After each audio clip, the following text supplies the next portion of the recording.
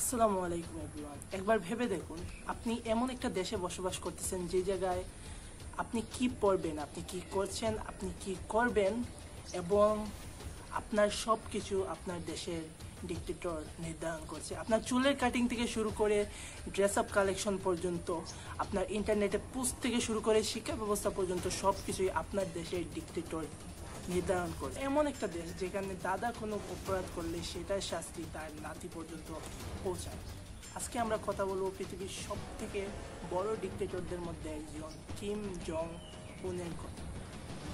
তার ইতিহাস, তার শাসন ব্যবস্থা এবং তার দেশের অনৈতিক নিয়ম সব কিছু নিয়ে আজকে এই ভিডিওতে আলোচনা করবো। তো ভিডিওটা লাস্ট পর্যন্ত দেখবেন। চলেন শুরু করা যাক আজকে এই ভিডিও।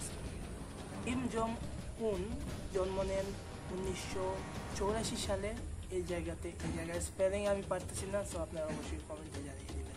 এই যে তুমি একটা কথা কইলে ভাই।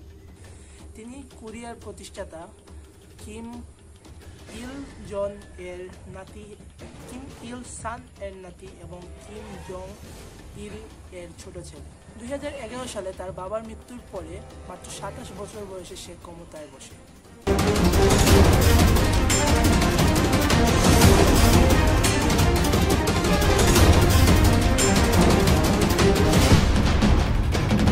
দেরি হয় না তার আসল রূপ সবার সামনে ফিরে আসতে।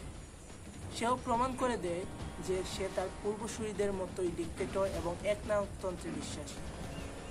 উত্তর কোরিয়ার ইতিহাসটাও খুব বেশি পুরনো।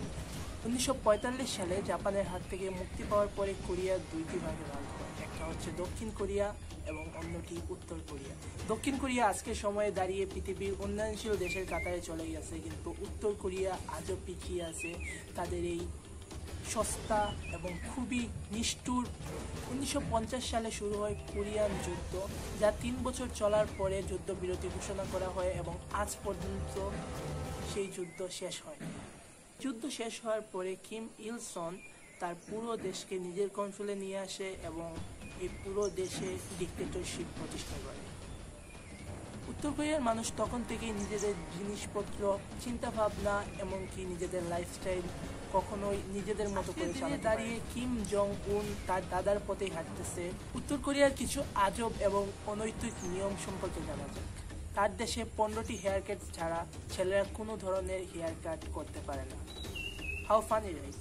কি তুমি সত্যি বলছো? উত্তর কোরিয়াতে ধর্মীয় উপাসনা নিষেধ, মানে তার দেশে ধর্মীয় উপাসনা করা মানেই রাষ্ট্রদ্রোহী কাজ করা।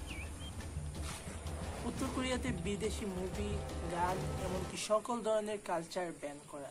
ইভেন এমনও ইতিহাস আছে যেখানে দক্ষিণ কোরিয়ার গান শোনা এবং গাওয়ার কারণে উত্তর কোরিয়ার ছেলে মেয়েদের ফাঁসি পর্যন্ত হয়েছে।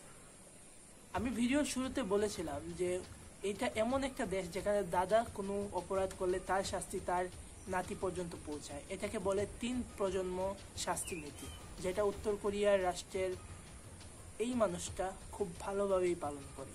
তার জন্য না, তার আজকের এই ডিক্টেটরশিপ কোরিয়া তার প্রজাদের পরিমাণ খাদ্য সংকট আছে, কিন্তু অথচ উত্তর কোরিয়ার এই মানুষটা তার বিলাসবহুল জীবন চালিয়ে যাচ্ছে। উত্তর কোরিয়াতে আনুমানিক 1 লক্ষ মানুষ বিনা কারণে বন্দী আছে।